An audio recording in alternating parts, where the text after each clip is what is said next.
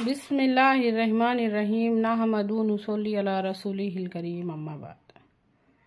गौर तलब मसला है बहुत ये कि सारी के सारी हकीकत हमारी आँखों के सामने होने के बावजूद भी दिल नरम होने को तैयार नहीं।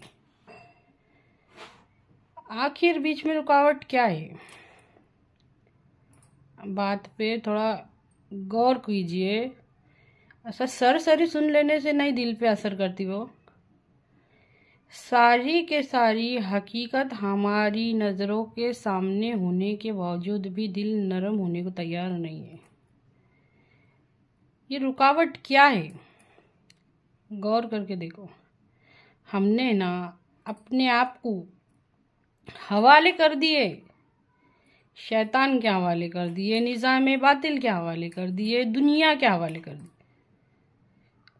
उनके हवाले कर दिए, हर उस चीज़ के हवाले कर दिए जो हमको अल्लाह से तोड़ते।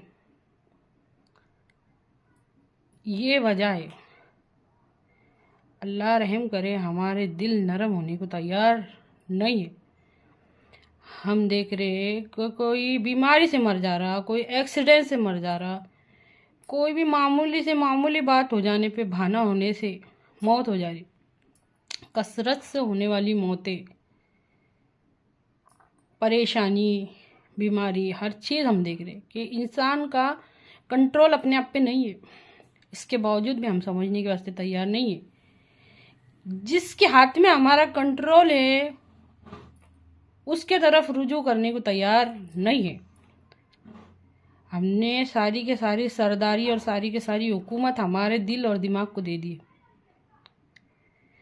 मन माने फैसले जो करना है करो। अल्लाह माफ़ करे, हम ज़बान से कहते नहीं पर हमारे अमल फिरौन से कम नहीं है। सोच के देखो अपने आप को, अपने बच्चों को, और अगर जो मौजूद है, अगर वालिदैन जिंदा है, उनको, हमारी नस्लों को, हमारी कौम को, हमारे समाज को, आज सबको दिलों को नरम करने वाली तालीम की बहुत बहुत बहुत ज़रूरत है। और वो इस्लाम है, वो इस्लाम है। सारी के सारी हकीकत सामने होने के बावजूद जो आज हमारे दिल नरम नहीं हो रहे, वो रुकावट इस्लाम से दूरी है। इस्लाम से दूरी है। बात को समझना बहुत ज़रूरी है। आज हम सब देखने के बावजूद, हम सब समझने के बावजूद हमारे हाथ कुरान की तरफ नहीं बढ़ रहे, हमारे हाथ हदीसों की किताब की तरफ नहीं बढ़ रहे। ऐसा क्यों? हमको उस चीज़ की हकीकत ही नहीं समझाई गई कभी। दिलों में अल्लाह का डर कुरान से ही बैठेगा। ऐसा डर जैसा कि हम करंट से डरते कि हाथ लगाएंगे तो क्या हो जाएगा, मर जाएंगे। एक बार हाथ लगाने के बाद इंसान हाथ लगाएगा नहीं, वैसा डर हमारे दिलों में अल्लाह का नहीं है। ऐसी मोहब्बत हम मिसाल नहीं मिलेंगी। किसकी मिसाल दूँ? ऐसी मोहब्बत जैसे हम हमारे बच्चों के वास्ते करें कि अगर बुखार में रहा, बच्चा तड़प रहा तो माँ बाप पूछानेगा क्या? ऐसी मोहब्बत का है हमारे दिलों में अल्लाह की? नहीं है ना। सोच के देखो, ये सोचना बहुत ज़रूरी हो गया है। एक पूरा के पूरा रेला, एक काफिला, ऐसा पूरा निज़ाम बातिल की तरफ, पूरा दोज़ख की तरफ चलता जा रहा, चलता जा रहा, चलता जा रहा, रुकने का नाम नहीं लेना। आंखें हैं पर देखते नहीं, कान है पर सुनते नहीं, दिल दिमाग है पर सोचते समझते नहीं। तो गौर करो, एक एक बात पे गौर करो, अल्लाह की कुदरतों में गौर करो। ना दुनिया पे हमारा कंट्रोल है, ना हमारे अपने आप पे हमारा कंट्रोल है। सब कुछ किसके हाथ में है? सोच के देखो, कुदरत इलाही में गौर करके देखो।